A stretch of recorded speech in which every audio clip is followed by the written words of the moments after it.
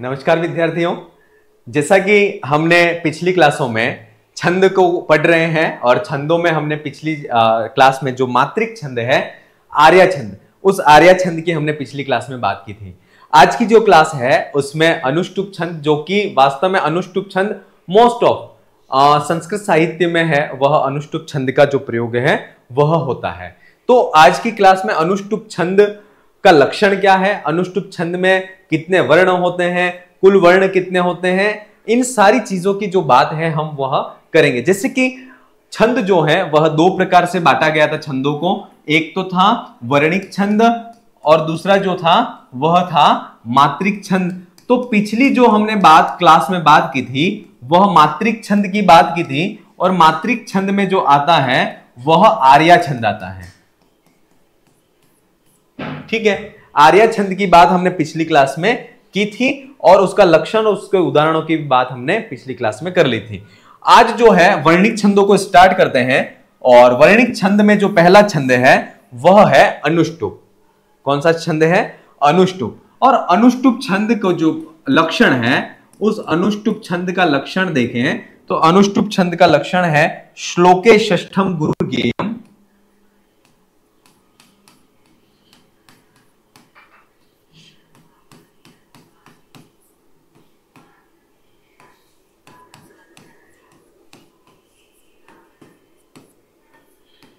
श्लोके षष्ठम गुरुर्गेयम सर्वत्र अलघु पंचमम,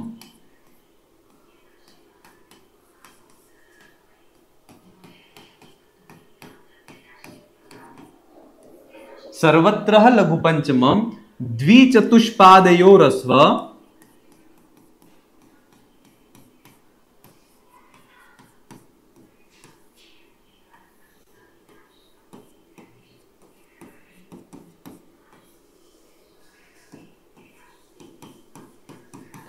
सप्तमम दीर्घ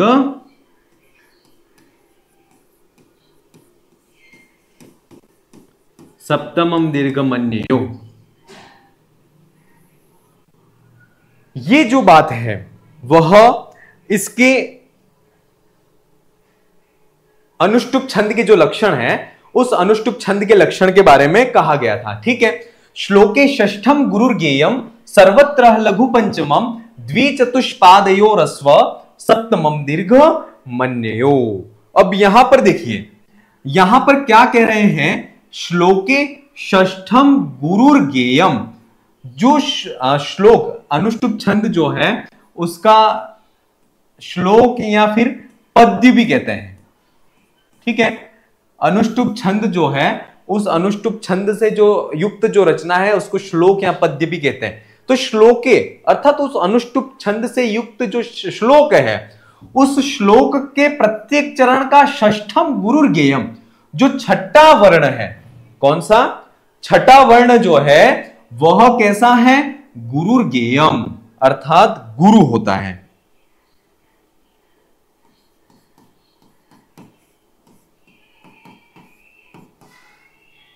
षष्ठम वर्ण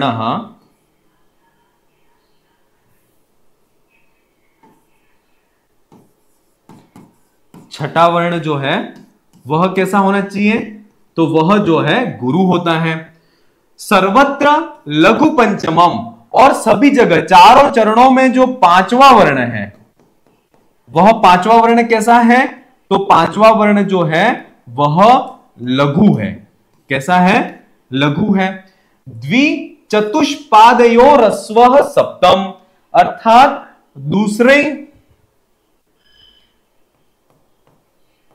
दूसरे और चौथे चरण में, दूसरे और चौथे चरण का जो सातवां वर्ण है, दूसरे और चौथे चरण का जो सातवां वर्ण है वह कैसा है? तो वह है लघु है, लघु या फिर ह्रस्व। वह कैसा है? द्विचतुष्पादयोरस्व, द्वि माने दूसरा, चतु माने चार, दूसरे और चौथे पाद का जो सातवां वर्ण है वह कैसा है? तो लघु है। और अन्य माने कौन कौन से बचे? तो प्रथम पाद और प्रथम पाद और तृतीय पाद। इस प्रथम पाद और तृतीय पाद का जो सातवां वर्ण है, कौन सा? सातवां। तो वह सातवां वर्ण कैसा होगा? तो वह सातवां वर्ण दीर्घ होगा। कैसा होगा? दीर्घ होगा। क्लियर? ये अनुष्टुप छंद ये कहता है श्लोके षष्ठम गुरुर्गेयम, जो श्लोक है अनुष्टुप छंद से युक्त जो रचना, जिसको श्लोक कहते हैं, पद्य कहते हैं, उस श्लोक में चारों चरणों का जो छठा वर्ण है, चारों चरणों का जो छठा वर्ण है उसको गुरु गेयम, उसको गुरु जानना चाहिए। ठीक है। और सर्वत्र लघु पंचमम, और उसी श्लोक में अनुष्टुप युक्त जो छंद है, अनुष्टुप युक्त जो रचना है, उसका पांचवा जो वर्ण है, पंचमम लघु सर्वत्रम, चारों चरणों में जो पांचवा वर्ण है वह लघु होना चाहिए।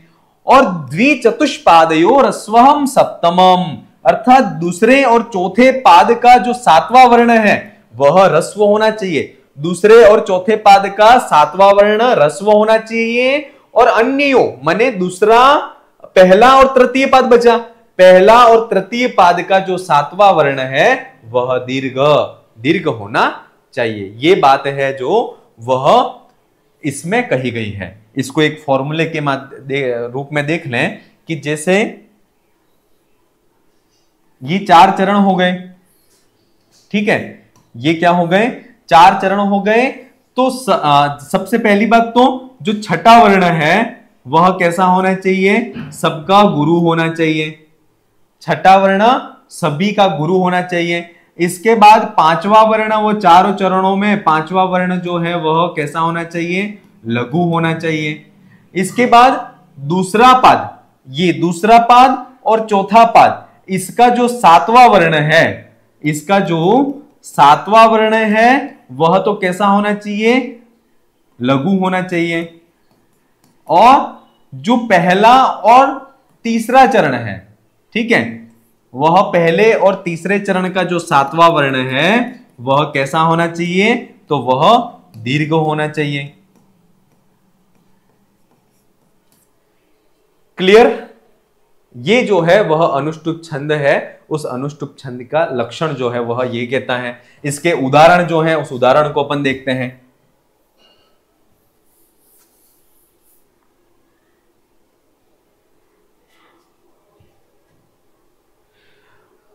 उदाहरण है परिवर्तनी संसारे मृतम को वा न जायते स जातो ये न जाते न याति वंश समुन्नति।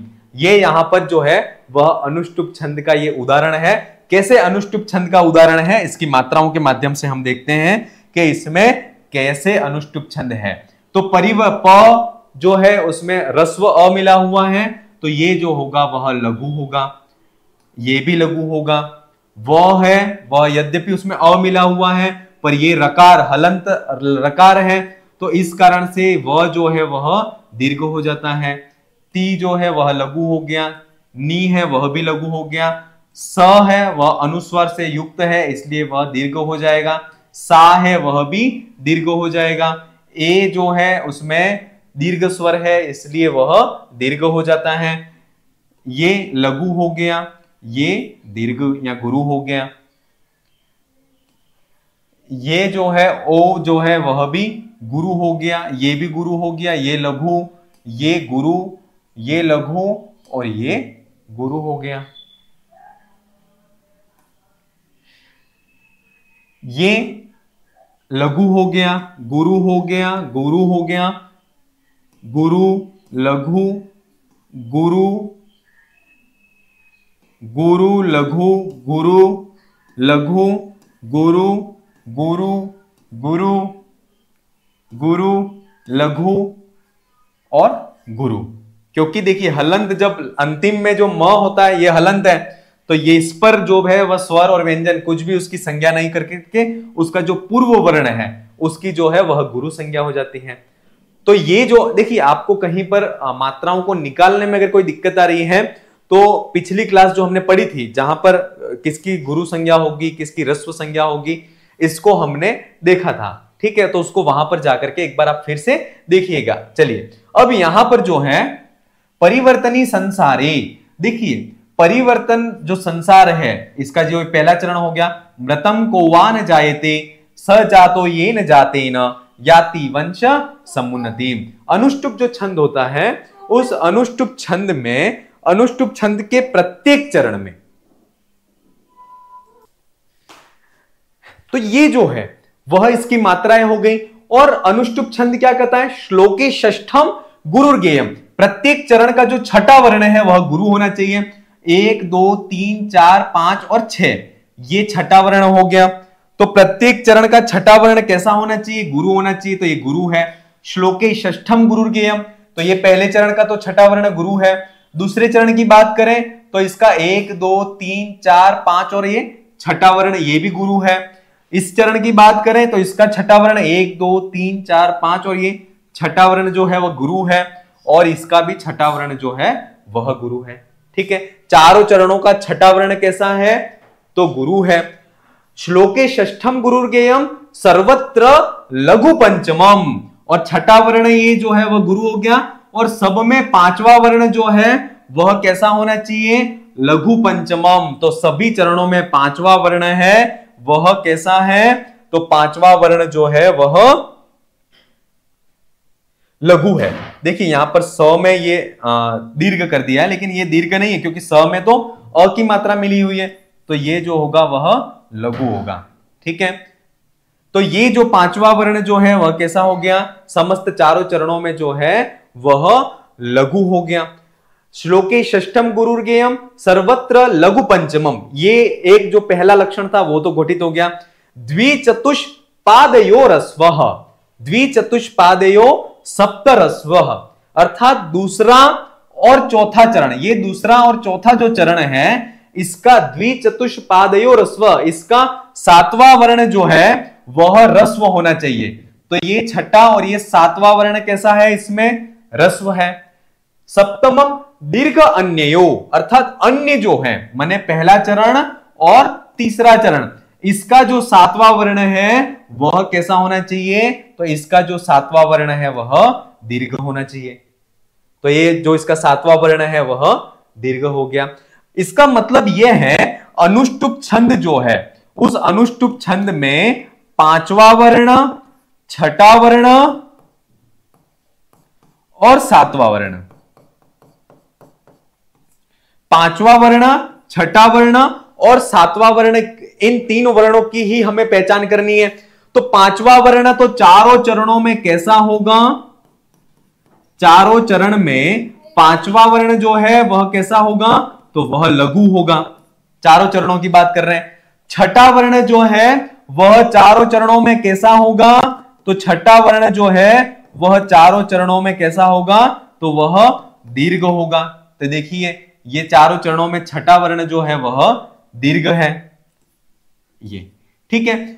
फिर जो है सातवें वर्ण की बात यहां पर इन्होंने अनुष्टुप छंद में की थी, तो अनुष्टुप छंद के अंतर्गत कहा है द्विचतुष्पादयो रस्व, अर्थात दूसरे और चौथे पाद का जो सातवां वर्ण है, द्विचतुष्पादयो रस्व, सातवां वर्ण है वह कैसा होना चाहिए, तो वह रस्व होना चाहिए। कैसा होना चाहिए, रस्व होना चाहिए। तो यहां पर जो है दूसरे और चौथे पाद का जो सातवां वर्ण है वह कैसा है, रस्व हो गया। और सप्तमम दीर्घ अन्ययो, अर्थात अन्ययो माने पहले पाद का और तीसरे पाद का जो सातवां वर्ण है वह कैसा है होना चाहिए, तो वह दीर्घ होना चाहिए। तो यहां पर दूसरे यहां पर जो है वह,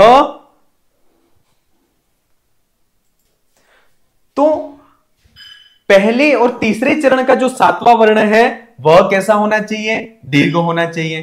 तो इस प्रकार से जो अनुष्टुप छंद है, उस अनुष्टुप छंद का ये जो उदाहरण है वह हमने देखा। दूसरी बात जो है, अनुष्टुप छंद के प्रत्येक चरण में, अनुष्टुप छंद के प्रत्येक चरण में वर्णों की संख्या कितनी होती है, तो प्रत्येक चरण में 8 वर्ण होते हैं। परीक्षा में पूछ लिया जाए अनुष्टुप छंद में कुल वर्णों की संख्या कितनी होती है, तो प्रत्येक चरण में 8 × 4 बराबर 32 वर्ण होते हैं। क्लियर। अनुष्टुप छंद में कितने वर्ण होते हैं एक चरण में? तो एक चरण में 8 वर्ण होते हैं। कुल कितने वर्ण होते हैं? तो अनुष्टुप छंद में कुल वर्णों की संख्या अगर परीक्षा में पूछी जाती है तो कुल वर्ण जो है वह 32 होते हैं।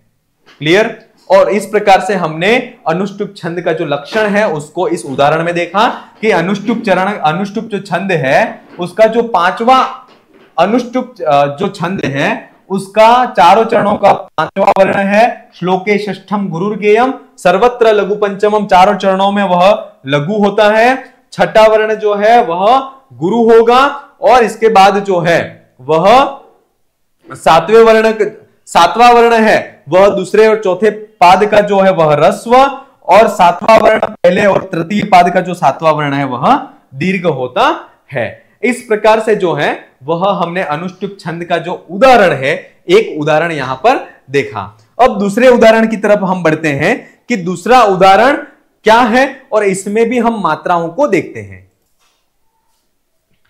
ये दूसरा उदाहरण है, उस दूसरे उदाहरण को भी हम देखते हैं कि दूसरा उदाहरण जो है वह कहता है कुसुमस्तबकस्यैव द्वैवृत्ति मनस्विनः मूर्धनि वा सर्वलोकस्य शीर्यते वन एव वा। अब इसकी मात्राएं जो हैं वह देखते हैं कि इसमें कौन कौन कितनी मात्राएं हैं और इसमें अनुष्टुप छंद कैसे हैं।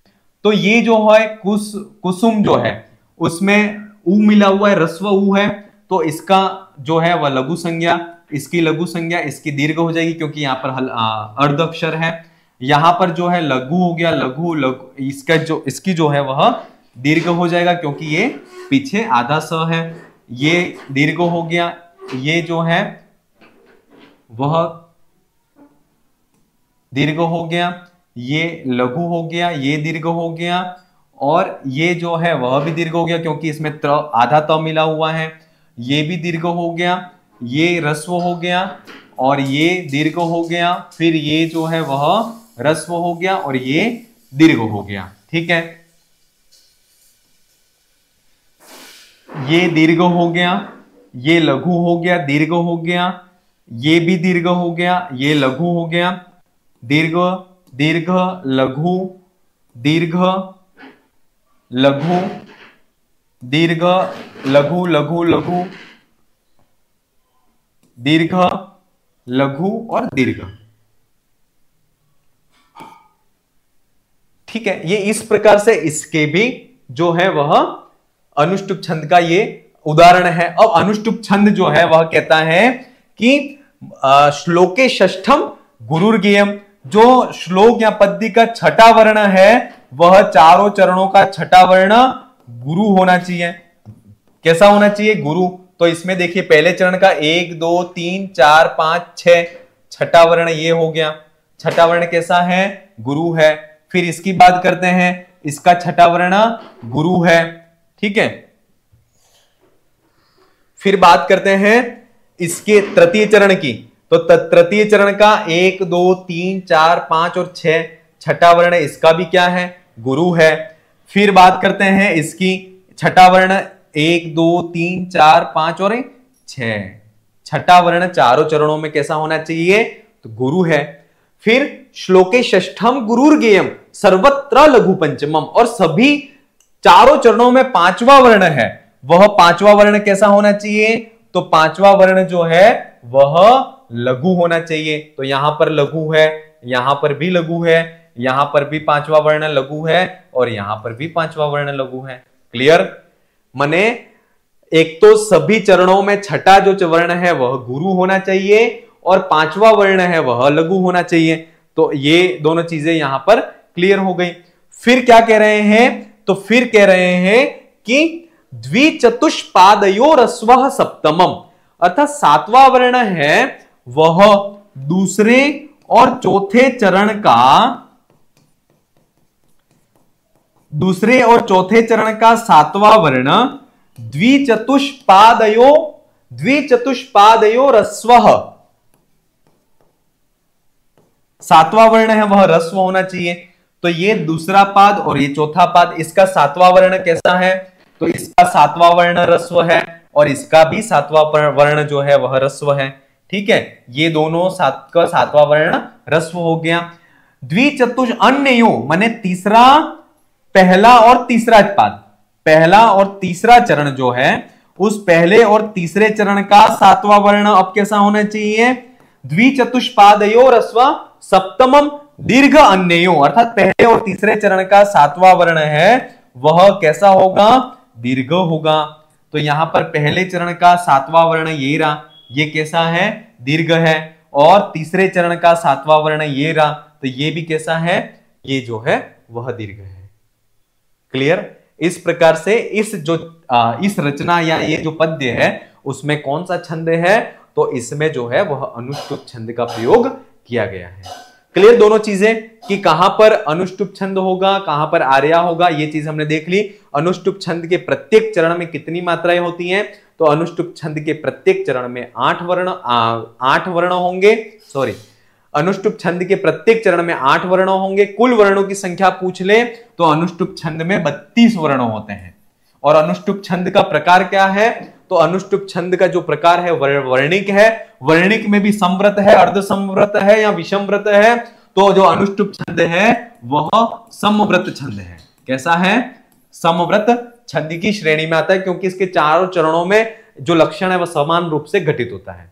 क्लियर यहां तक। तो ये इस प्रकार से जो अनुष्टुप छंद है, इस अनुष्टुप छंद को हमने आज के क्लास के माध्यम से देखा। अगली क्लास में अगले छंद के साथ में फिर मिलेंगे। आप अपनी तैयारी को अनवरत रूप से जारी रखें। धन्यवाद।